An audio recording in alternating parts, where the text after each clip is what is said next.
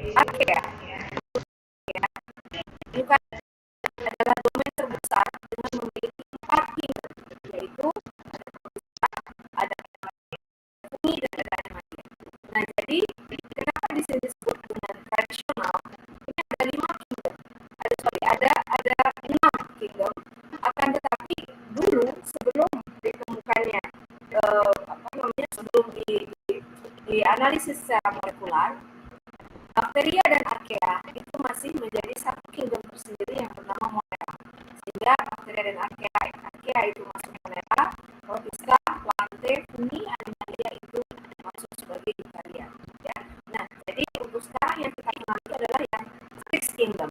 Ada 6 kingdom. Bakteria, archaea, Protista, Plante, Fungi, dan Animalia. Nah, prokarya itu apa? Prokarya, kalian pada menjawab bahwa tidak memiliki selaput membran invisible, tidak memiliki membran ground organel. Jadi betul, prokarya itu tidak memiliki membran bound atau enclosed organel yang kita sebut sebagai selaput sel. Itu satu-satunya organisme itu yang kita memiliki ini adalah kelompok dari bakteria dan archaea. Bentuk molekulnya itu cirinya, salah satu ciri dari prokarya itu adalah dia sirkular atau bulat. Sementara kalau kita sebagai eukarya, bentuk molekul ini ya panjang sekali begitu. Bahkan kalau ditarik ukuran DNA manusia, ya untaian DNA manusia itu melebihi jarak dari bumi ke matahari. Jadi sangat-sangat luar biasa saja. Tapi dengan kuasa Allah itu kemudian digulung atau tersusun dengan sangat rapi dalam satu nukleus itu sehingga tidak tampak. Artinya bahwa itu sangat rapi diletakkan dalam nukleus atau DNA. Sementara kalau di prokaryota itu ada di gumpalan DNA yang disebut nukleoid. Nah, jadi bentuk sirkular ini adalah bentuknya yang kalau untai atau ditarik panjang sekali. Nah, di dalam DNA itu ada segmen DNA, ada yang merupakan blueprint kehidupan. Dan inilah yang menjadikan kalian berbeda-beda dalam kelas ini. Ya, ada yang coklat, ada bermata hitam, ya. Kemudian berkulit sawo matang, ya, berkulit lebih putih misalnya. Nah, itu berada di DNA. Bakteri akan begitu juga. Bakteri itu akan menurunkan juga genetiknya itu kepada turunannya. Akan tetapi ingat bahwa bakteria itu tidak secara seksual. Dia tidak ada pertukaran seksual. Di situ ada kalau di kingdom animalia salah satunya adalah kita itu ada sel telur dan ada sperma. Nah, tetapi prokaryota itu tidak demikian ya. Kemarin waktu pertama kali kita masuk itu pernah saya mengatakan bagaimana binary fission atau bagaimana pembelahan biner pada organisme hidup mikroba itu berjalan. Jadi tidak ada bapak, tidak ada ibu. Jadi begitu membelah menjadi dua sel anakan baru, maka tidak ada lagi ibu dan anak karena sudah dibelah menjadi dua yang sama.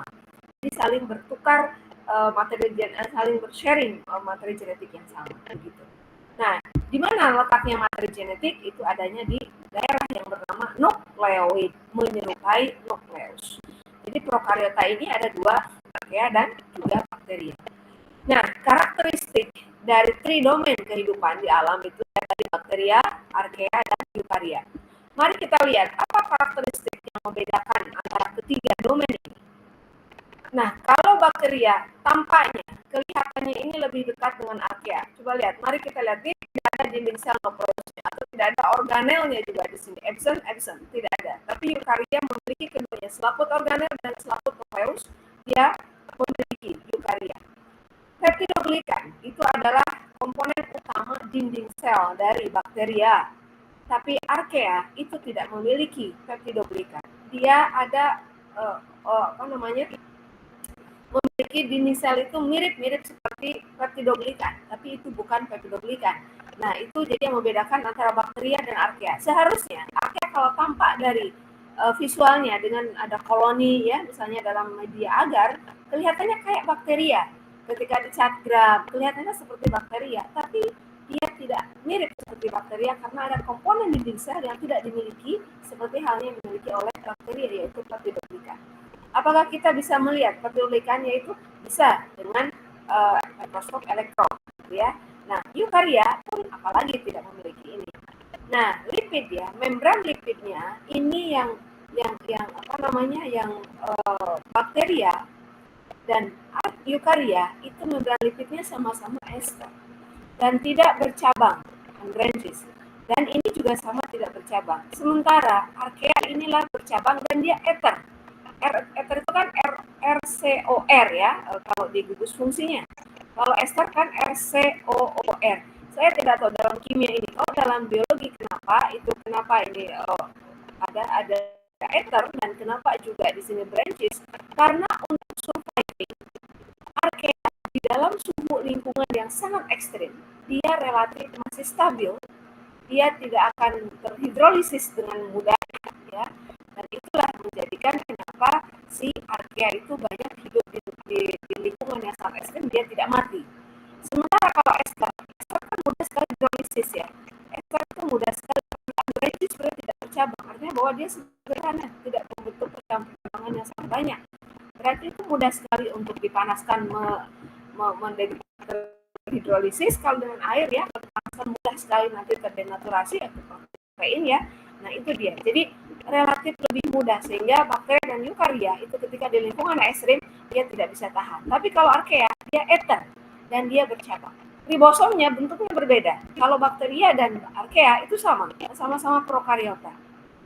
Ukurannya 7S. S itu adalah Svedberg, itu adalah penemu dari ribosomal ini. Dan kalau eukarya itu 80S. Jadi kalau perbedaannya adalah di situ ya. Oke. Nah, jadi nanti ini agak panjang ya, harus bicara oprons dan plasmid dan lain-lain. Ya jelas ini plasmid harus diketahui. Hanya ada bakteria dan archaea. Eukarya itu sangat jarang sekali ditemui adanya plasmid. Itu perbedaan antara bakteria, archaea dan eukarya. Nah, sekarang mari kita lihat satu persatu untuk struktur selnya. Kalau dinding sel prokariota itu peptidoglikannya cukup tebal. Itu kalau di dalam mikroba ya, dalam mikroorganisme bakteria maupun archaea, itu sebetulnya kalau archaea itu sangat jarang sekali orang melakukan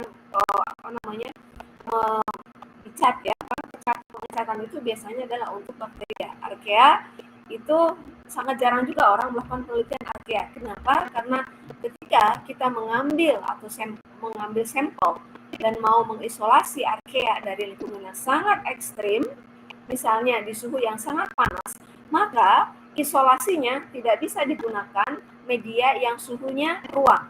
Suhu 37 inkubator tidak bisa. Contoh, kalau mengambil archaea itu dari kawah yang sangat panas, Sikidang contohnya, dengan suhu itu 100 derajat, dengan kandungan sulfur yang sangat tinggi, maka media kultivasinya atau media isolasinya dan media pemeliharaannya di lab itu tidak bisa menggunakan media yang tidak ada sulfurnya. Harus ada sulfur yang tinggi dan suhunya itu harus selalu di oven. Suhunya harus sangat tinggi, 50, 60, atau 70. Sehingga jarang sekali. Saya ada punya pengalaman, waktu saya ke Chiang Mai University di Thailand, ada 2 mahasiswa master Chiang Mai University, dia presentasi bercerita mengenai penelitiannya dengan archaea. Dia itu proyek-proyeknya, jadi archaeanya diambil dari kawah, dari mata air yang sangat panas, diambil dari situ di daerah di Thailand, di Chiang Mai, diambil sampelnya. Kemudian dia ngobrol dengan saya, terus saya tanya, ada kesulitan nggak kalian mempelajari archaea dari isolasi mata air dari spring water yang sangat-sangat panas, suhunya sampai 60, 70, 80 lah ya, sampai 100 bahkan. Kata dia, I give up. I don't want to continue my research on it. Saya tidak mau melanjutkan itu lagi. I give up. I'm struggling to do it. Saya sangat-sangat struggle, sangat sulit sekali untuk saya bisa melanjutkan itu. Saya bilang, kenapa? Karena suhunya harus selalu panas. Begitu dia mengeluarkan bakterinya itu harus di suhu, harus di media cair, tidak bisa media padat. Bagaimana bisa media padat tetap dipertahankan suhu 70-80. Nggak bisa. Dia tetap harus pakai, tentu akan mencair pada itu juga kan. Jadi dia menggunakan media cair. Begitu dia mengeluarkan dari oven suhu 70 derajat dan ditaruh sebentar saja di luar di suhu temperatur room temperatur, itu suhu kamar, itu begitu ditumbuhkan lagi itu nggak mau tumbuh dia. Jadi ketika di suhu kamar, dia dalam waktu 1 jam aja diletakkan di situ medianya, kemudian ditumbuhkan kembali, dia tidak mau tumbuh. Dia harus selalu ditumbuhkan dalam jadi harus cepat dia menumbuhkannya dan harus langsung diletakkan lagi di oven. Nah itu, jadi dia bilang kadang-kadang saya memakan waktunya sangat banyak untuk menumbuhkan saja, belum diujikan dan macam-macamnya. Itu jadi memang challenging-nya untuk menggunakan prokariot semacam itu. Nah, fungsi dari dinding sel ini ya, peptidoglycan ini sebenarnya fungsinya itu adalah untuk memprotek. Kita pun di sini ada kan jaringan kulit itu ya, ada keratin, ada kalau dalam tanaman itu ada kutikula ya. Kalau kita keratin itu ada di bagian rambut, ini juga di kulit juga ada kita itu ya, keratin ini. Nah, semacam itu. Jadi fungsinya untuk memprotek sel dan juga isi sel itu harus diprotek gitu. Nah, di dalam prokaryote cells itu misalnya disebut dengan peptidoglycan. Nanti ketika mahasiswa biologi melakukan praktikum, saya nanti mengizinkan untuk Anda bisa masuk melihat gram positif dan gram negatif itu seperti apa nanti tampilannya gitu ya. Archaea tidak memiliki peptidoglycan ya, sehingga dia tidak bisa dicat. Jadi ada satu cat khusus untuk bisa mengecat dinding selnya. Nah, morfologinya kalau sudah dicat, maka kalian bisa mengetahui bentuk sel-selnya semacam ini. Jadi kalau kenapa ketika kemarin saya menginformasikan tentang Aristoteles ya, yang ada plant dan juga animals, ada hewan dan hewan, karena bisa dilihat morfologinya dengan sangat jelas. Bagaimana bentuk daunnya, kalau itu hewan, bagaimana sirip ikan, itu ikan ya, ikannya bentuk sirip ikan berbeda, bagaimana kemudian dia bentuk moncongnya, bentuk paruhnya, ya, bentuk tangannya, bisa kelihatan. Dari tanaman kita bisa lihat bentuk daun dan lain-lain. Bakteria itu sulit untuk melihat kalau tidak di bawah mikroskop, dan kalau tidak dicat maka kita tidak melihat bentuk selnya, apakah fokus bulat, apakah batang, apakah spiral. Nah itu kita tidak bisa melihat. Ada spirocyte juga, bentuknya seperti berspirocyte, itu seperti berulir ya, spirocyte. Ada juga bentuknya budding hifa. Biasanya ini adalah hifa ini pada Saccharomyces cerevisiae ya. Jadi atau pada ragi pada tape kan bisa menggunakan Saccharomyces itu. Nah, seperti ini ada buddingnya di sini ya. Ada hifa buddingnya.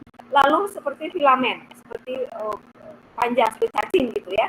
Filamentus bakteria. Ini ada juga bentuknya yang semacam ini. Nah, ini adalah bentuk-bentuk yang diketahui bentuk sel. Kapan kita bisa mengetahui bentuknya? Ini ketika sudah dicat gram. Nah, gitu ya. Nah, tetapi bentuk sel ini bisa mengalami variasi. Karena, ya ini adalah istimewanya mikroba sebetulnya. Karena dia ini hanya satu sel, jadi ketika ada lingkungan yang dia tidak bisa tidak bisa adaptasi dengan lingkungan tersebut, dan supaya dia bisa terus bertahan hidup, survive, maka dia harus melakukan perubahan-perubahan pada selnya. Contoh, kalau kalian menumbuhkan, saat ini memang selalu kejadian, saya selalu mengalami ini. Ketika ada satu mikroba, ini mahasiswa saya bimbingan juga ada mengalami ini.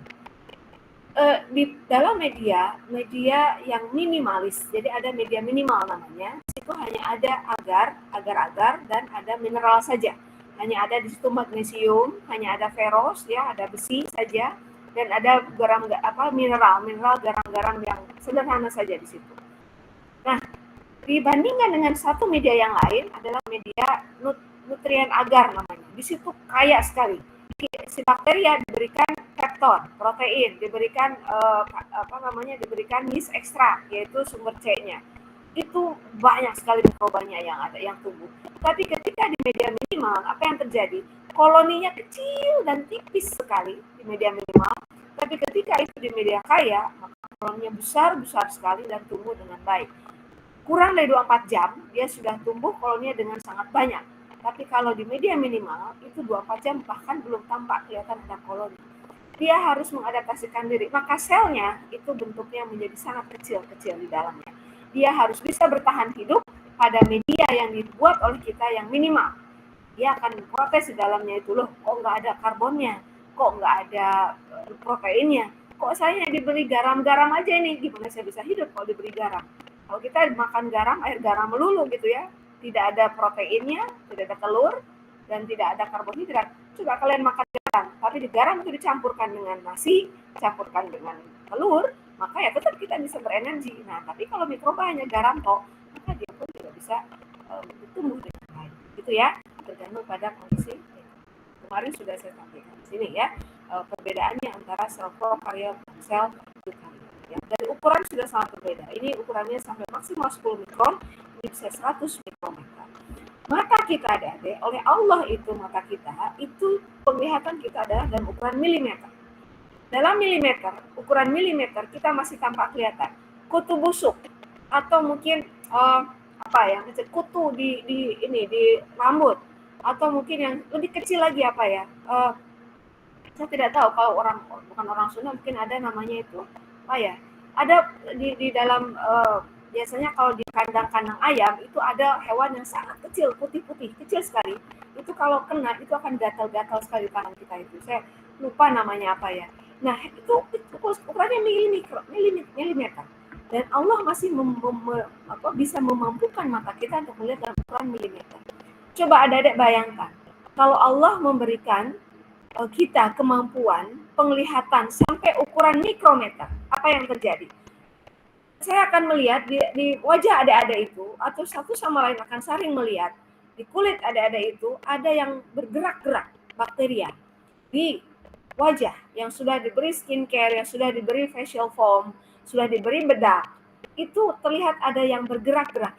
Ini di mana namanya, di kulit itu ada bergerak-gerak itu. Kita bisa melihat bakteria. Kita bisa melihat, kalau ukuran mikro itu virus pun masih bisa melihat dalam ukuran partikel. Tapi Allah kemudian menutup itu semua mata kita.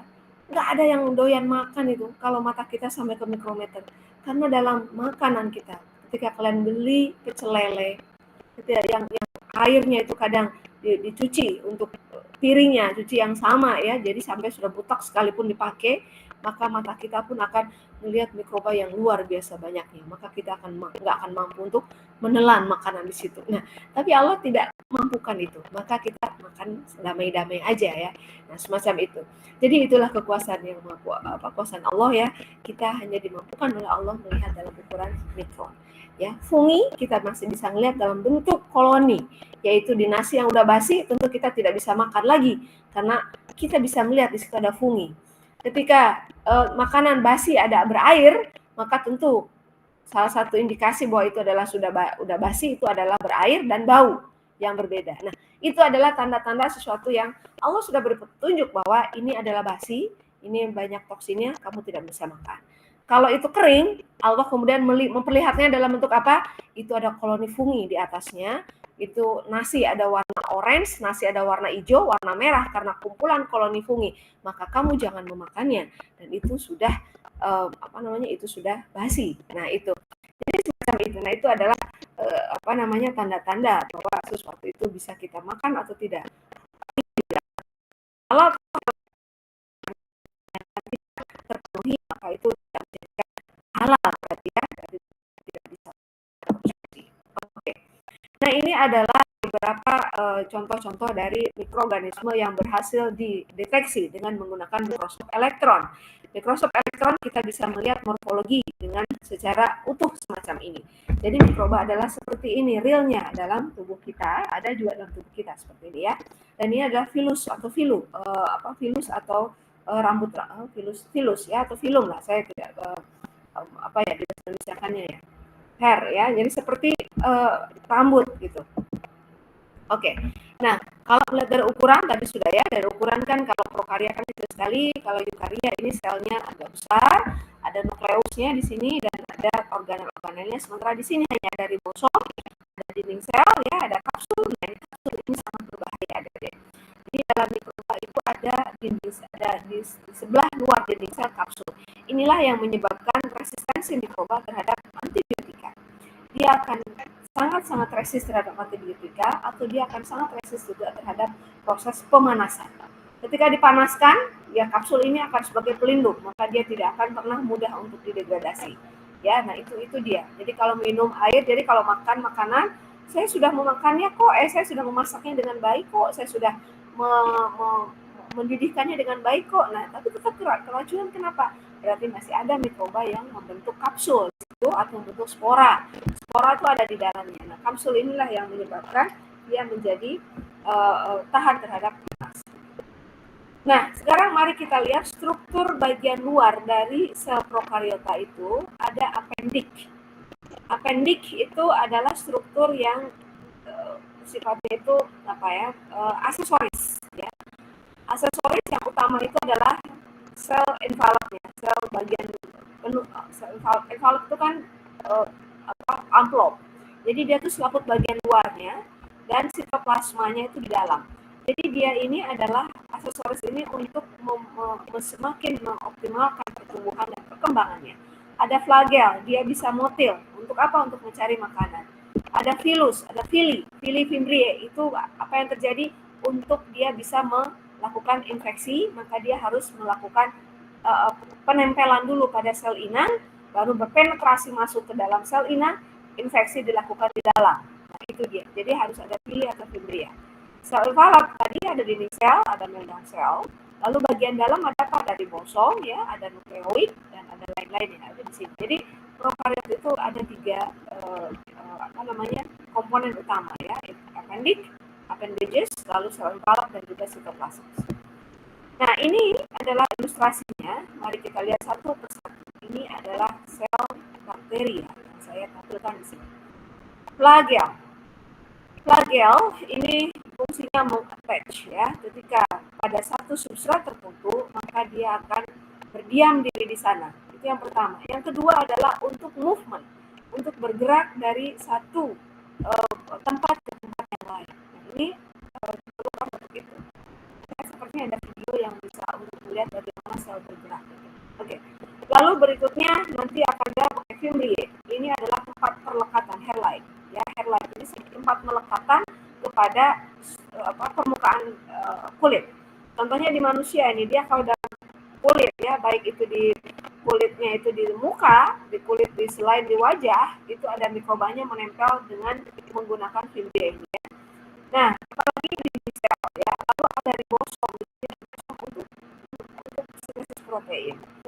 Lalu kromosom nukleoid ada di sini, lalu kemudian ada inklusi, ya. Nah, inklusi ini salah satu yang paling terkenal, inklusi atau simpanan, storage lah, ya, penyimpan, tempat gudang penyimpanan. Salah satu yang kita kenal adalah bioplastik, penghasil bioplastik, bahan penghasil bioplastik disebut dengan polihidroksibutirat.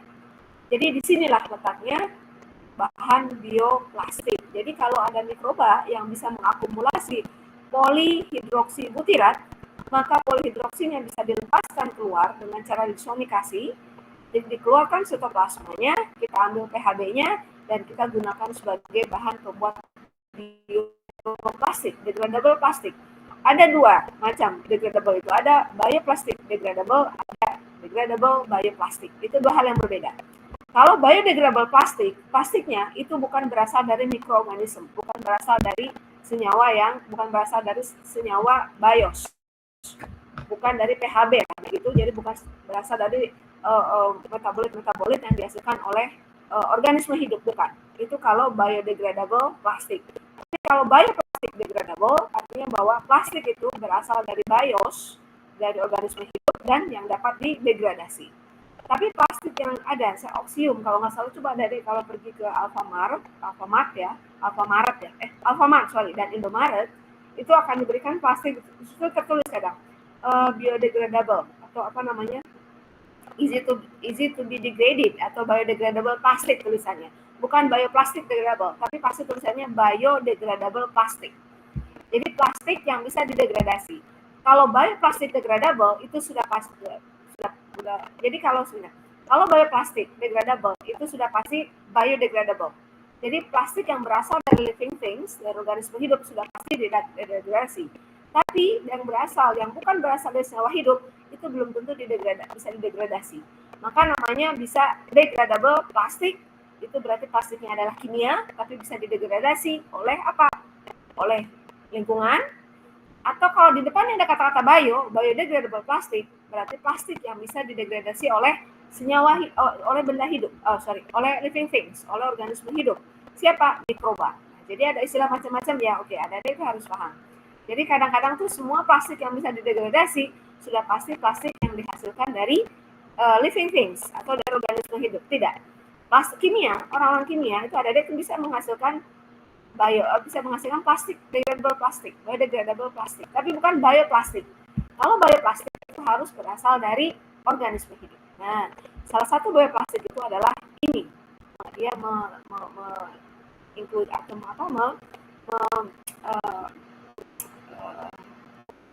storing ya, menyimpan PHB di sini. Saya pernah punya pengalaman menghasilkan biodegradable plastik ini, bioplastik degradable ini adalah dengan menggunakan mikroba. Saya asisten peneliti waktu itu di UGM bioteknologi, di lab bioteknologi. Itu mahasiswa S3, sekarang sudah profesor ya di Universitas Haluoleo, melakukan penelitian dengan menggunakan limbah sagu sebagai substrat dalam membuat bioplastik degradable ya, PHB. Kenapa? Jadi sebetulnya limbah-limbah organik itu bisa dimanfaatkan, terutama yang kandungan karbonnya tinggi, itu bisa digunakan oleh mikroba untuk menimbun karbohidrat di dalam tubuhnya dalam bentuk polihidroksibutirat. Nah, polihidroksibutirat ini sebagai bahan dasar plastik itu bisa dikeluarkan. Waktu itu dilepaskan, tapi 5 liter. Kenapa di Indonesia tidak berkembang? Tapi di Jepang itu sudah berkembang dan sudah ada produk-produk itu dari bioplastik degradable, itu sudah diproduksi, pena, ya, ada chopstick, lalu tumbler ya, tumbler itu. Jadi kalau sekalinya chopsticknya itu ketinggalan atau kemudian ditaruh di tanah, itu dalam waktu sebulan itu sudah menghilang karena sudah degradasi. Lain cerita kalau itu dari plastik, maka bertahun-tahun tidak akan pernah terdegradasi ya. Maka kenapa itu di piungan itu sampai menumpuk sekali, karena dicampur antara organik dan anorganik, apalagi plastik. Jadi ya lama, makanya penanganan yang plastik itu harus berbeda dengan penanganan yang non plastik atau organik.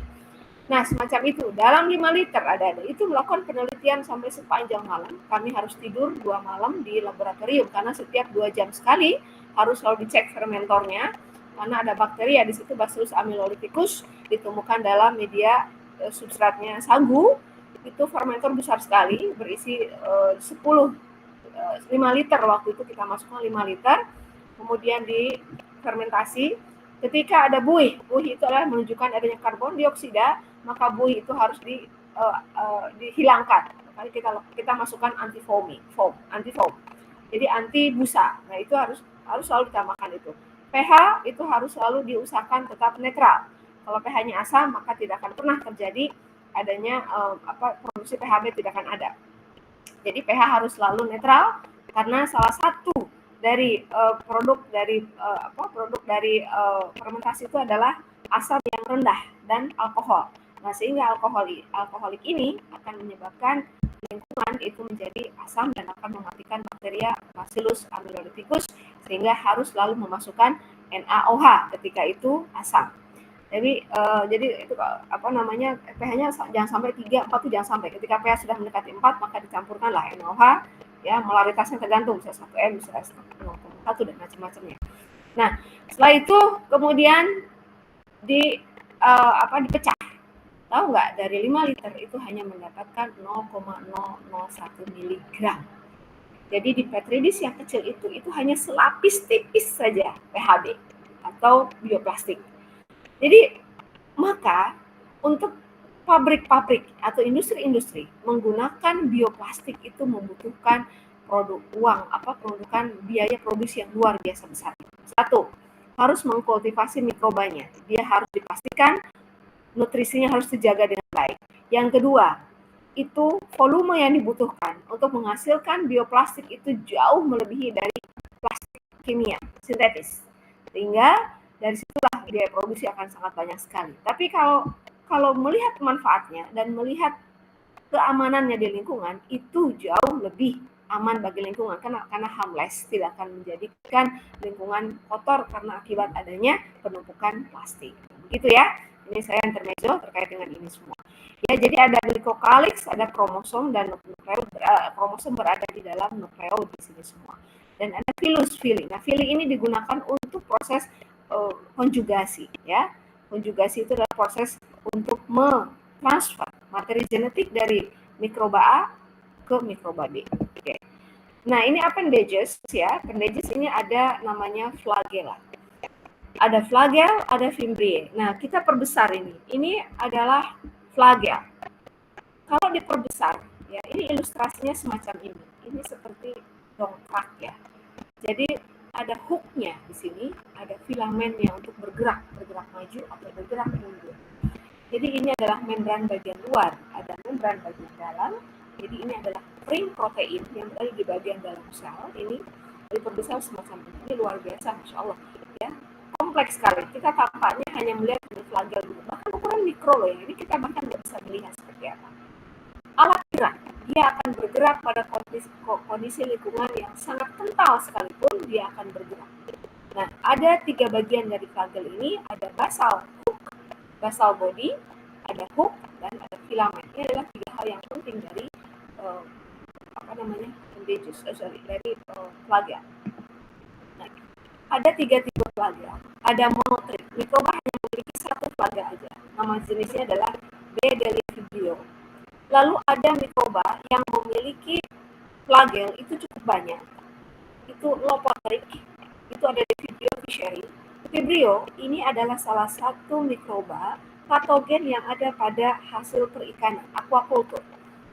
Udang, ikan, apalagi ya, semuanya itu beberapa hewan-hewan laut yang sering kita konsumsi, terutama udang ya, itu memiliki Vibrio ini.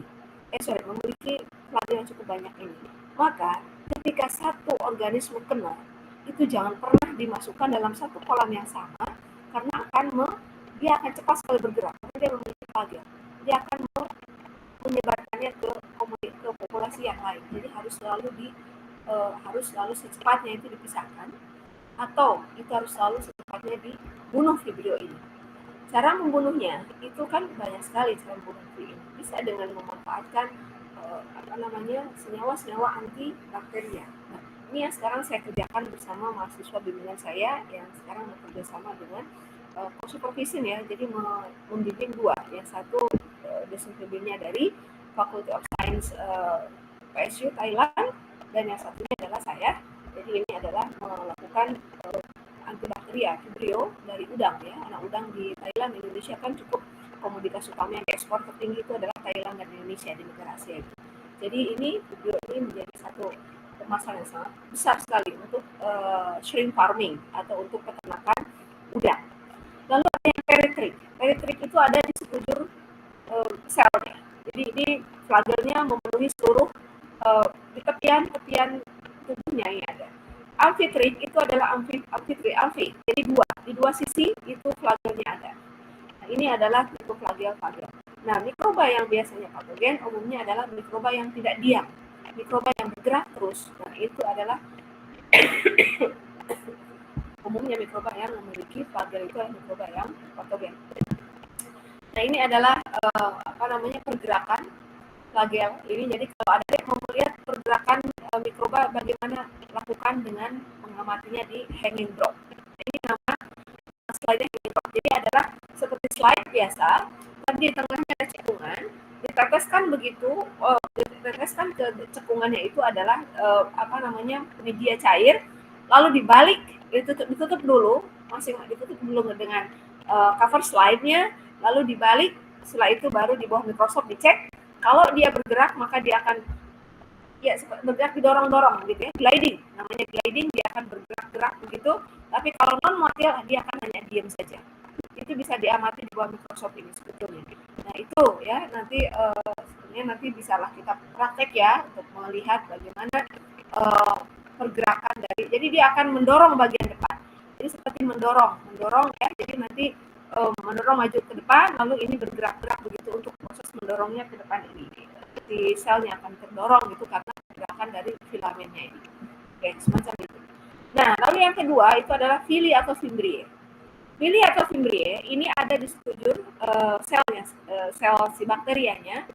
Ini untuk biasanya penempelan, untuk transfer, pelekatan atau juga untuk mentransfer, mating ya, mating itu kawin tanda kutip ya, tapi tidak kawin sebetulnya maksudnya itu adalah mentransfer materi genetik dari satu sel ke sel yang lain dengan menggunakan villi. Ada istilah juga fimbriae.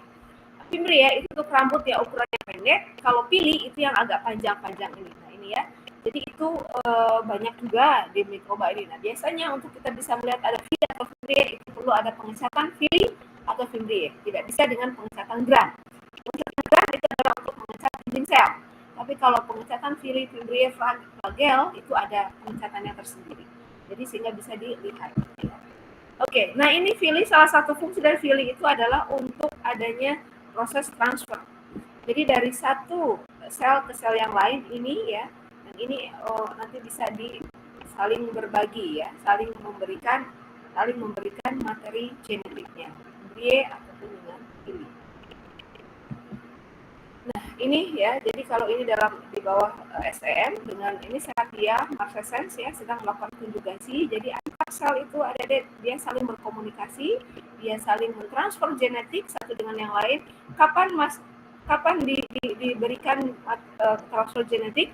Ketika satu kondisi di mana dalam satu populasi atau komunitas mikroba dalam satu lingkungan tertentu, apabila lingkungan itu cukup mencekam itu artinya bahwa polutannya sangat tinggi dan itu toksik untuk sel bakteria. Misalnya dia ada dalam biofilm ya, atau ada di lingkungan yang polutan lah, yang terjadi polutan. Oke, saya contohkan. Ketika di mengambil sampel saya di limbah penyamakan kulit ya di daerah dekat Gembira Loka itu kebun binatang. Nah, di situ mikrobanya saya isolasi dari sana. Di situ mikrobanya banyak yang terambil. Kenapa mikrobanya kok tidak mati? Seharusnya itu kan senyawa polutannya tinggi banget itu. Namanya penyamakan kulit itu berbagai macam logam berat digunakan kan, ada merkuri pasti di sana. Terus kemudian ada berbagai macam senyawa-senyawa kimia yang digunakan, itu sangat-sangat karsinogenik sekali. Mikroba tentu yang tidak tahan tumbuh di situ tidak akan tumbuh juga di media yang saya isolasi, yang saya gunakan untuk isolasi. Tapi ada beberapa mikroba yang tetap bisa tumbuh. Setelah diketahui ada satu jenis mikroba itu sebenarnya dia tidak bisa bertahan di lingkungan yang toksik, tapi bisa menjadi tahan di lingkungan yang toksik. Bagaimana caranya? Mikroba A, sel A, yang memiliki ketahanan terhadap kondisi lingkungan yang sangat ekstrim, dia akan memberikan genetik berupa plasmid. Dia akan berikan ke tetangganya, dia akan berikan ke sel di sebelahnya yang tidak tahan dengan toksik. Maka dia melihat tetangganya ini, temannya, sel yang lain beda jenis, ini dia melihat bahwa akan hampir mati karena tidak tahan dengan toksik dan dia menjadikan pingsan gitu. Lalu sel di sebelahnya yang tahan itu, dia bilang, loh kamu kenapa? Aku nggak tahan berada di lingkungan yang sangat toksik ini. Oke, mari kita melakukan transfer genetik. Saya akan berikan plasmid yang mengkode untuk tahan terhadap lingkungan semacam ini. Maka mereka saling memanjangkan villi. Mereka panjangkan filus ini, dan melalui filus itulah si mikroba yang tahan dengan toksik akan diberikan kepada mikroba yang tidak tahan dengan toksik, maka dia bisa tahan dengan toksik, membelah diri, dan plasmid tadi akan diberikan kepada sel belahannya itu. Dia akan tumbuh dengan baik di sana. Jadi itu pembelajaran untuk kita manusia ya, berbagi. Jadi konjugasi itu adalah berbagi atau memberi tanpa kehilangan. Nah, itu adalah konsep yang diberikan oleh dosen saya. Jadi memberi tanpa kehilangan itu adalah konsep sodako. Konsep memberikan memberikan hibah sodako yang Allah berarti berlipat-lipat. Apakah si bakteri yang memberikan plasmid untuk supaya temannya tahan terhadap toksik ini kehilangan plasmidnya? No, tidak. Apakah ini kemudian tidak bisa hidup karena plasmidnya hilang? Tidak. Dia tetap memiliki plasmid itu. Jadi dia memberi, tapi dia tanpa kehilangan plasmidnya. Itulah yang disebut dengan cinta sejati. memberikan rasa cintanya, memberikan rasa kasih sayangnya kepada sesama, tetapi rasa cinta yang dipupuk yang diberikan itu kemudian karena diberikan kepada sesama hilang, tidak, tetap ada. Nah, itu dia ya, itu konsep konsep dalam konjugasi. Dia berikan tapi tanpa dia kehilangan. Itu dia. Lalu apalagi yang lain itu adalah sel envelop ya. Ada berupa apa namanya pidoglikan tadi. Saya langsung aja. Ada glycocalyx. Mari kita lihat, glycocalyx itu adalah untuk substrat yang melindungi sel paparan lingkungan. Ini biasanya ada pada mikroba yang patogen yang dia sulit untuk dimatikan dengan antibiotik. Kenapa? Karena dia punya coating, dia punya jaket. Jaketnya itulah berupa lapisan lendir di sini, lapisan slime, layer lapisan lendir. Jadi ketika kalian mengisolasi mikroba, kemudian basah mikrobanya. Ada mikroba yang kering, ada sel koloni yang kering, ada koloni yang basah. Ada satu jenis mikroba, itu namanya rhizobium. Rhizobium itu adalah mikroba yang selalu ada pada perakaran tanaman karena dia bersimbiosis dengan tanaman untuk membantu tanaman dalam mengetrap atau memberikan nitrogen dari atmosfer yang akan diberikan kepada tanaman. Nah, tapi di dalam proses pembentukan amonia dari N2 jadi amonia itu kan di dalam bentuk itu menjadi amonia itu apa NH3 ya? Amonia NO3 apa NH3 ya Adik-adik ya? Saya lupa. Amonia. Amonia lah ya. Saya lupa. Amonia itu dalam bentuk yang dia harus tidak ada udara. Jadi dalam reaksi yang tidak ada oksigen. Kalau ada oksigen, maka tidak akan pernah terjadi adanya amonia dan tidak ada tertrap, tidak ada nitrogen yang bisa tertrap. Jadi sel ini harus terlindung dari oksigen. Caranya gimana supaya dia bisa terlindung dari oksigen? Maka di luar selnya itu harus ada layer yang bisa melindunginya supaya tidak terpapar oksigen. Kalau terpapar oksigen, maka dia akan mati dan dia tidak bisa membantu tanaman untuk memberikan nitrogennya. Nah, ini bisa tampak ketika kalian mengisolasi mikroba dari bintil akar, lalu kemudian kalian pencet itu bintil akar dan masih berwarna merah, berarti sedang aktif itu selnya. Nah, kalian kemudian melakukan pengenceran, lalu diisolasilah itu yang berwarna merah tadi. Kalian akan nampak kelihatan bahwa koloninya pasti berlendir seperti seperti ini, seperti umbel, apa sih ini namanya? Kalau orang kena flu ya, itu akan seperti lendiran ketika sedang flu. Persis kayak begitu, lendir. Bentuknya koloni lendir. Kenapa? Karena dia itu mikrobanya harus dia tidak boleh terpapar oksigen. Terpapar oksigen maka dia akan mati. Itu adalah fungsi dari glycocalyx ya. Itu. Kemudian, ini glycocalyx ini ada di mana? Ada di gigi. Nah, ya. Jadi gigi yang berwarna atau email gigi ya, yang ada warna kuning, yang ada yang tidak pernah ayo siapa yang di sini di kelas yang tidak pernah dibersihkan karang-karang giginya ya, yang di email yang ada kuning-kuningnya. Nah, itu adalah membentuk biofilm gigi. Glycocalyx mereka melakukan itu, glycocalyx. Jadi mereka membentuk biofilm di sekitar gigi ini, ada kuning, ada macam-macam di sini ya. Itu akan pertama dia akan menempel pada gigi bagian atas. Ketika dia menempel, maka dia akan melepaskan senyawa, ya, senyawa tertentu yang bisa mengundang mikroba lainnya untuk tumbuh. Jadi itulah disebut dengan biofilm. Awalnya hanya mikroba tertentu saja yang menempel di sini. Dia ada memiliki kapsul, dia ada memiliki glycocalyx di sini. Lalu dia akan mengundang teman-teman yang lain, maka ada berwarna merah, ada berwarna hijau, ada berwarna coklat. Ini dalam karang gigi ini semua ada. Nah, itu saya belum coba ke dokter gigi untuk dibersihkan itu karang giginya ya, karena ini bisa mengganggu. Tapi kalau itu tidak mengganggu kalian ya tidak masalah, tapi akan lama-lama itu akan keropos, kemudian nanti sebetulnya akan ada lubang-lubang kecil sekitar emal gigi ini ya. Itu ya glycocalyx. Oke lah ya, ini kata author. Slime layer dan kapsul ya. Ini slime layer kapsul sama-sama untuk menjaga dari adanya kehilangan dan melindungi dari kehilangan air dan nutrien. Saya mungkin bisa. Ini dia. Yang berkapsul ini yang paling penting adalah Haemophilus influenza. influenza, penyebab flu. Nah, dia berkapsul, maka kita tidak akan pernah sembuh dari flu. Karena setiap diberi antibiotik, ya dia hanya akan pingsan-pingsan aja. Kalau tubuh kita imunnya tidak sedang baik, dia akan ada lagi. Karena dia memiliki kapsul, ya. Ada memiliki mukoid seperti lendir. Pneumonia, ini ada di paru-paru. Pneumonia itu juga luar biasa itu ya. Itu akan membentuk biofilm dia di saluran paru-paru. Maka ada radang paru, ada orang terkena tumor paru, kanker paru gitu. Nah, itu semua adalah akibat dari adanya mikroba seperti ini. Dia yang tahan terhadap antibakteria ya. Oke. Mukoid ya bentuknya seperti ini, lalu ini adalah non mukoid itu seperti ini. Jadi kalau tidak ada mukoidnya, maka dia bentuknya lebih rough ya, lebih kasar. Tapi kalau ada mukoidnya maka akan tampak lebih halus ya, karena ada lendir di bagian luarnya. Nah, yang berikutnya adalah yang terpenting, itu adalah struktur dasar sel. Itu ada 3, jangan lupakan ini ya, ada 3 struktur dasar sel mikroba. Ada membran plasma, ada sitoplasma, ada materi genetik.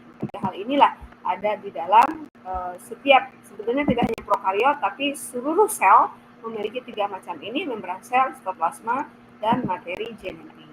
Jadi membran plasma, saya kira di biokimia barangkali saya tidak tahu apakah di punya biologi dasar nggak ya? Kalau ada mungkin sudah dijelaskan mengenai membran plasma ya, yang terdiri dari fosfolipid. Itu ada hidrofobi, ada hidrofili, jadi amfifatik ya, ada 2 sisi.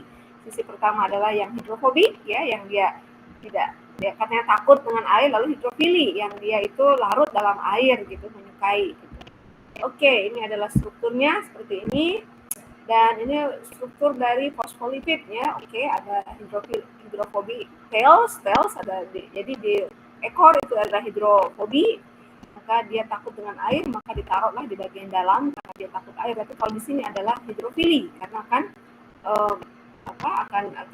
bersinggungan langsung dengan sitoplasma yang mengandung kandungan airnya tinggi. Jadi bagian kepala itu yang hidrofili, bagian ekor itu yang hidrofobi, maka dia bersembunyi di dalam ini. Maka dia bersembunyi dalam strukturnya, ini menjadi fosfolipid, lapis fosfolipid 2. Jadi yang hidrofobi ada di dalam. Dia takut kalau di luar karena langsung terkena sitoplasma yang watery environment. Luar biasa ya kalau dipikir-pikir, masya Allah ya. Sebegitunya. Oke.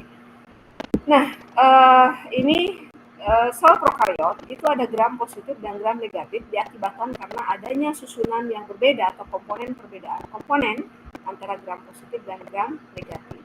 Jadi ada ini aja. Jadi ada susunannya ini cukup berantai. Jadi ada NAG, N-asetilglukosamin dan N-asetilmuramic acid itu berulang-ulang begitu ya. Berulang-ulang jadi menjadi jala ya, menjadi seperti jala ya. Dan jala inilah kemudian yang menjadikan itu nanti pembeda antara gram positif dan gram negatif. Ada tetrapeptide, ada 4 peptida di sini, alanin, glutamat, lisin dan alanin. Lalu pun yang ini saling berhubungan satu dengan yang lain, yang dihubungkan dengan ada bridging di sini, interbridge, yaitu tetrapeptide, dan di sini ada glisin itu menjadi penghubung antara rantai glikan yang satu dengan rantai glikan yang lain, dihubungkan dengan tetrapeptide. Itu ya, sekali. Kalau saya ilustrasi, ini adalah gram positif, jadi ketulikannya tebal sekali di sini. Tapi kalau gram negatif, ini hanya ada kecil sekali di sini, ketulikannya tipis banget. Coba bandingkan, tipis sekali. Kita bisa memberi warna juga. Ini peptidoglikannya dalam gram positif, ya, di gram positif. Kalau dalam gram negatif, ini peptidoglikannya hanya ini aja. Nah, tipis sekali. Yang tebal apa? Yang tebal adalah LPS-nya, yaitu lipopolisakarida. Jadi lipopolisakarida tebal, sementara kalau di gram positif hanya ada asam teikoat. Nah, ketika di pengecatan gram, ketika diberi alkohol, maka akan lumpuh dengan segera lipid ini. Kalau ini tidak lumpuh, karena ini tebal sekali, fosfolipidnya malah tidak ada, sedikit sekali, bahkan tidak ada ya, teikoat asid adanya. Nah itu, jadi yang menyebabkan kenapa ini gram positif negatif itu dan perbedaannya ada di sini. Ini yang paling utama dalam dunia mikrobakteriologi ya. Ini ada gram positif negatif sangat penting berdasarkan pada tebal tipisnya peptidoglikan gitu. Oke, nah ini kalau di gram positif ini perpelondikannya tebal sekali, tapi di gram negatif ini sangat kecil sekali, tipis sekali. Ya, perbedaannya adalah di situ. Terus berikutnya, oke, nanti saya ada ini ya, ada pertanyaan. Nah, itu dia. Jadi ada sel membran.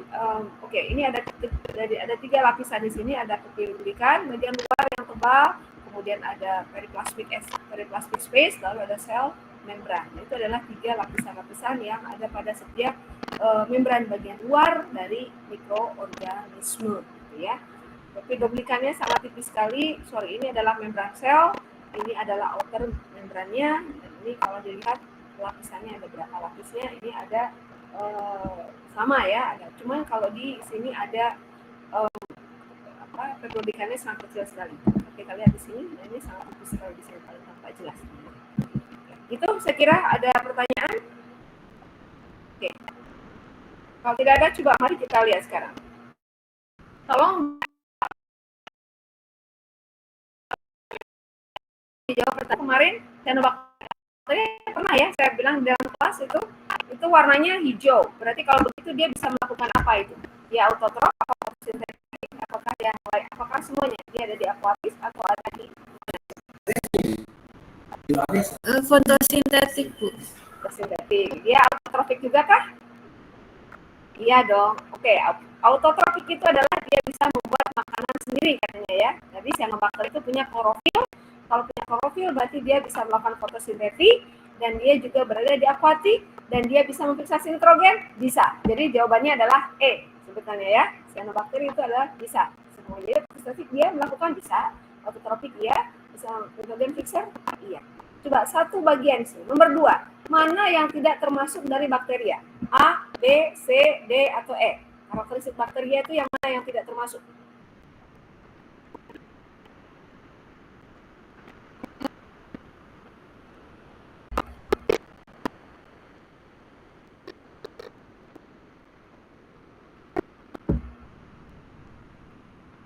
Non-nukleus, benar masuk karakteristik? Benar ya, karena tidak punya nukleus. Yang kedua, apakah tidak punya membran? Organel? Punya organel? Tidak punya. Yang ketiga, lebih kecil ukurannya dari eukaria? Ya. Nah, yang keempat, punya kromosom yang ukurannya linear, ada kromosom di situ? Tidak. Ada dong, nggak mungkin. Ada. Kalau ada DNA, sudah pasti ada kromosom, ya. Karena kromosom itu kan nanti memperbanyak diri kromosom, gitu. Ada punya. Nah, berarti semuanya itu adalah bakterial karakteristik. Kromosom ada. Itu dia, ya. Oke, mari sekarang siapa yang bisa jawab pertanyaan ini? Reproduksinya dengan apa? Saya tadi bilang. Memperbanyak dirinya dengan apa? Meiosis, dengan mitosis, dengan pembelahan biner.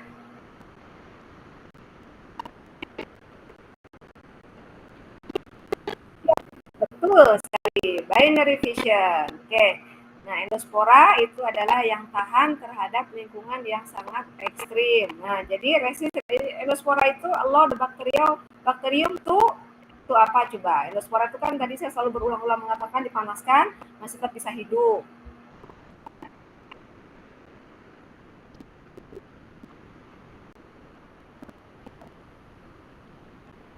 Gimana coba?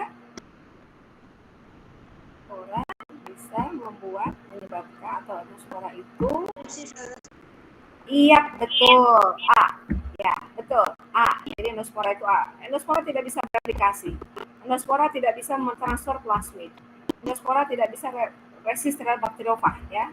Dia memproduce harmotoksin tidak. Endospora itu adalah bentuk di mana mikroba itu untuk bisa bertahan terhadap lingkungan yang sangat ekstrim. Oke, ini masih ada dan ini sepertinya agak mungkin ada yang masih belum saya berikan ya, nomor 5, nomor 6 itu sepertinya masih belum bisa diberikan. Nanti mungkin setelah diberikan, mungkin nanti bisa saya berikan pertanyaan ini. Ya, ada diskusi? Ada pertanyaan atau cukup sampai di sini? Saya mohon maaf yang sebesar-besarnya ini saya langsung go ini ya, panas begini. Panas begini ya. Oke, gimana? Ada pertanyaan? Cukup kah? Belum ada, Bu. Belum ada, oke baik. Terima kasih adik kalau seperti itu dan lagi sama maaf. Kayaknya Vira, kamu belum mengingatkan saya kayaknya ya, Fir, kalau pagi-pagi. Sebenarnya kemarin-kemarin enggak tuh, cuma hari ini aja saya kok lupa ya. Oke, ya. Oke, saya ingat cuma. Makanya saya tadi pagi-pagi saya setelah subuh itu hanya nge-WA di grup sistematika mikroba, bukan mikroba analitik. Saya hanya nanti masuk ya jam 12.30 pagi-pagi loh. Saya biasanya habis subuh tuh langsung nge-WA kelas ya, jadi suruh bersiap bahwa hari ini offline. Saya nggak kepikiran bahwa hari ini ternyata ada mikrobiologi kimia, masya Allah. Ya. Oke baik adik-adik, terima kasih sekali untuk hari ini dan semoga kalian tetap dalam keadaan yang sehat walafiat. Saya tutup. Assalamualaikum warahmatullahi wabarakatuh. Waalaikumsalam warahmatullahi wabarakatuh.